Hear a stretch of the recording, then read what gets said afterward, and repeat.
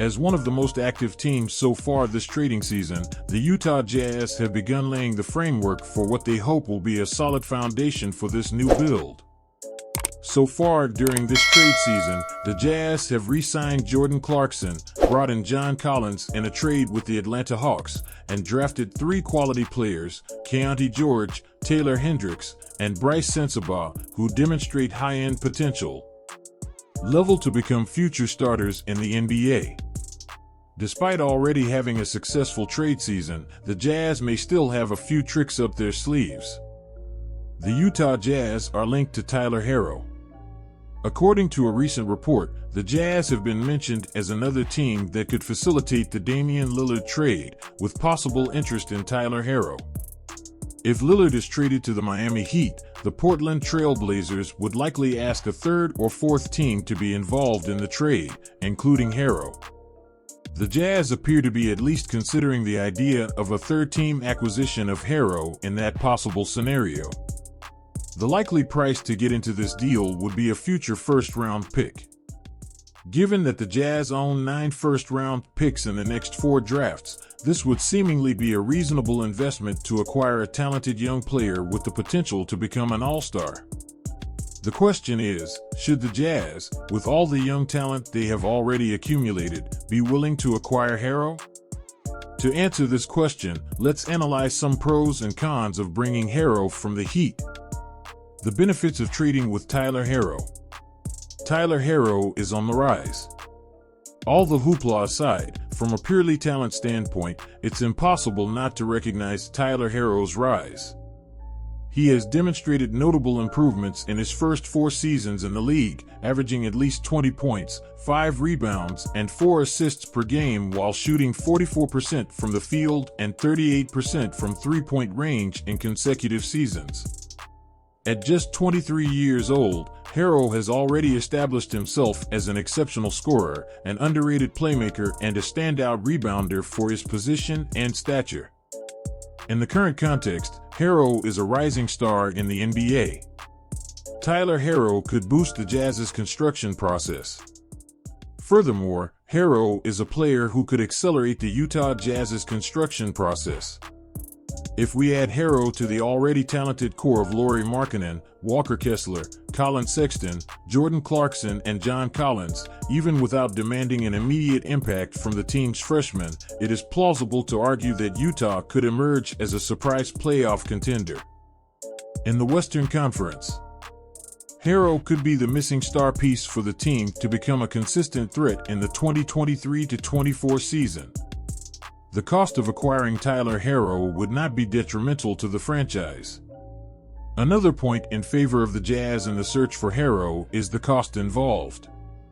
Apparently, the trade would not require a high-value first-round pick and would likely be limited to a future first-round pick and salary matching.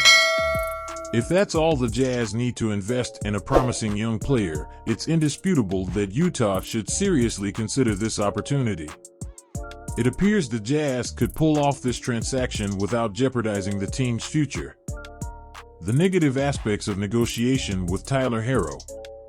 This could create a dilemma on the defensive line. On the other hand, there are also potential downsides to considering trading Tyler Herro. One factor that could cause concern for the Utah Jazz is that this acquisition could result in a dilemma on the defensive line. When analyzing the current roster, the Jazz already have Colin Sexton, Jordan Clarkson, Chris Dunn, Ochai Agbaji, and Keontae George, all competing for minutes at the 1 or 2 positions. If the Jazz do not include any of these players in the trade, it becomes difficult to imagine how the team would be able to allocate minutes to all of them, as well as Herro, who would be expected to have a significant role on the team. This situation would not be ideal for the young Jazz team. Tyler Herro is essentially a double of Jordan Clarkson. Another concern the Jazz could face is that, in the eyes of some, Herro could essentially be considered a duplicate of Jordan Clarkson. Both are players with offensive talent, although we can argue that Herro's potential is a little higher than Clarkson's. However, if the Jazz don't believe Herro is significantly superior to Clarkson, it could create unnecessary redundancy in the team's skill set. This could be especially relevant considering the Jazz just re-signed Clarkson, which could lead to hesitancy regarding Herro. Tyler Herro could hinder the development of young players. A third disadvantage the Jazz could face in acquiring Herro is that he could potentially hinder the development of Ochai Agbaji and Keontae George. If the Jazz have high expectations for George, they would want him to gain as much experience as possible right away. Acquiring Herro could obstruct this process, especially after Clarkson's contract renewal. The same reasoning could be applied to Agbaji, who showed promising skills during his first season with the Jazz last year.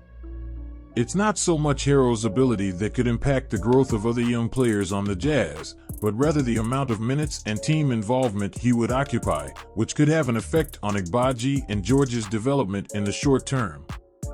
The likelihood of the Utah Jazz becoming Tyler Herro's destiny.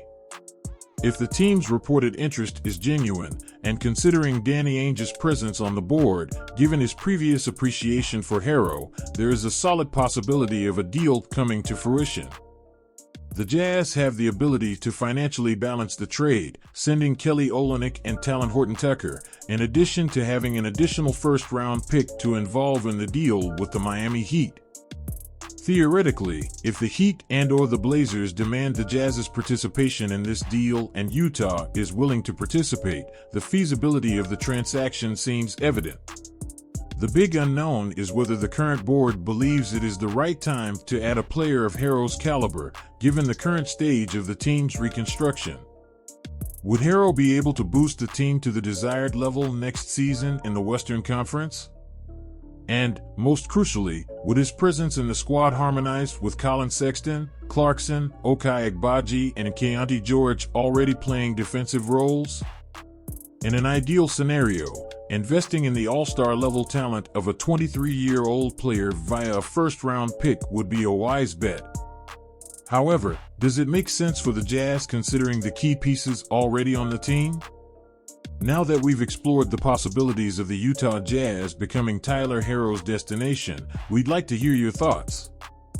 Do you believe acquiring Herro would be a wise move for the Jazz, given their current situation? Would he be a valuable addition to the team?